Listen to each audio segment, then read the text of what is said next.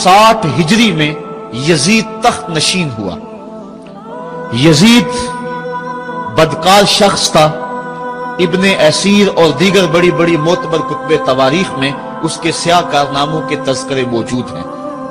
وہ زانی تھا، شرابی تھا، مسلمانوں کا قاتل تھا۔ بنت عنب کے ساتھ شہر مکہ اور شہر محبوب مدینہ الرسول میں جو اس کی بدمعاشیاں ہیں ان سے کون بے خبر ہے۔ اس نے شہر مکہ میں بیٹھ کے شراب پی، اور حضرت امام حسین رضی اللہ تعالی عنہ جب گزرے تو اس نے ایک جام بڑھاتے ہوئے نواسہ رسول کے آگے پیش کرتے ہوئے کہا کہ اس کو پی لو، کہ قرآن نے یہ نہیں کہا کہ شرابیوں کے لیے خرابی ہے، بلکہ قرآن نے تو کہا نمازیوں کے لیے خرابی ہے، لہٰذا یہ شراب کا جام لے لیجئے اور اس کو نوش کر لیجئے۔ حضرت امام حسین الیاس باللہ کہتے ہوئے آگے گزر گئے۔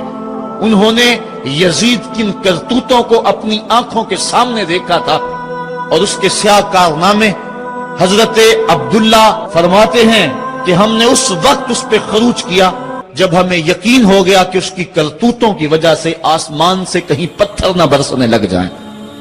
صرف واقعہ کربلا ہی نہیں، اس نے مدینہ تو رسول کے اندر 700 صحابہ کو شہید کیا، 10,000 تابعین کو قتل کیا، اور 300 نوجوان خواتین کی آبرو ریزی کروائی۔ اور مکہ المکرمہ میں یزید نے کعبۃ اللہ پہ سنگ باری کی۔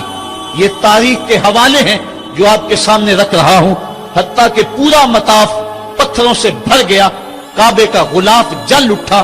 حضرت اسماعیل علیہ السلام کے عوض میں جو دمبا آیا تھا اس کے سینگ کعبۃ اللہ کی چھت پہ رکھے گئے تھے، وہ سینگ بھی جل گئے۔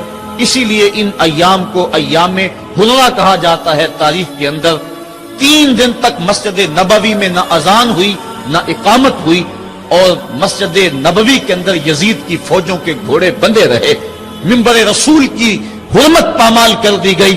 اب وہ یزید جب تخت نشین ہوا تو حضرت امام حسین رضی اللہ تعالی عنہ کو ولید بن عتبہ نے بلا کر کہا کہ تم یزید کے لیے بیعت کر لو۔ تو حضرت امام حمام حضرت امام حسین نے 2 ٹوک کہا کہ یہ کیسے ہو سکتا ہے کہ میں اس جیسے ظالم شخص کے ہاتھ پہ بیعت کروں۔ آپ یہ کہہ کے پلٹے تو مروان بن حکم نے مشورہ دیا کہ یہ موقع ہے، جانے نہ دو، اگر یہ چلے گئے قابو پانا دوبارہ مشکل ہوگا، لہٰذا ابھی ان کو قتل کر دیا جائے۔ یہ حضرت امام حسین رضی اللہ تعالی عنہ کے کانوں میں آواز پڑی۔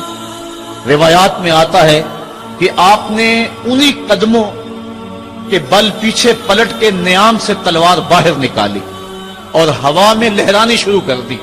محمدی کے چھار سے حیدری شیر نکل آیا، کہا ولید بن عقبہ تو ہمیں نہیں جانتا ہم کون ہیں؟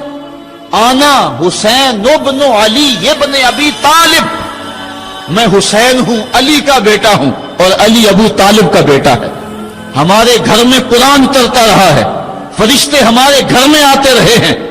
وَيَزِيدُ ابن المعاویہ فاسق فاجر قاتل النفس مولن بالفسق شارب الخمر، اور یزید فاسق ہے، فاجر ہے، مسلمانوں کا قاتل ہے اور شراب پیتا ہے، اس لیے حسین ڈنکے کی چوٹ پہ یزید کی بیعت سے انکار کرتا ہے۔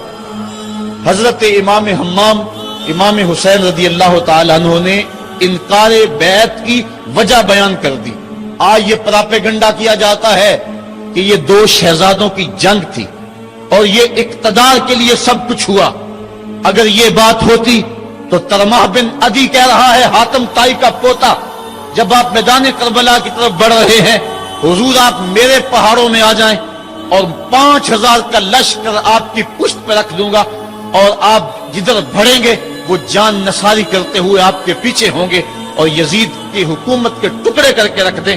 حضرت امام حمام امام حسین نے ترمح بن عدی بن حاتم کی اس پیشکش کو ٹھکرا دیا، کہا میں تو کسی اور کام کے لیے جا رہا ہوں۔